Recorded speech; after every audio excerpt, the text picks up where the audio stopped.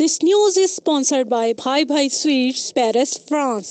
آج world maritime university میں international day منایا جا رہا ہے، جس میں تمام ممالک نے اپنی ثقافت اور کلچر کو باقی دنیا کے لیے پریزنٹ کیا ہے، اور اس میں پاکستان نے بھی پورے جوش و جذبے کے ساتھ اسٹال لگایا اور اس میں اپنی ثقافت اور کلچر اور اپنے کھانے کو جو ہے پریزنٹ کیا باقی کنٹریز جو ادھر پارٹیسپیٹ کر رہے ہیں ان کے لیے، اور جو سویڈش ریزیڈنٹس ہیں ان کے لیے، اور بہت لوگوں نے پسند کیا اس چیز کو۔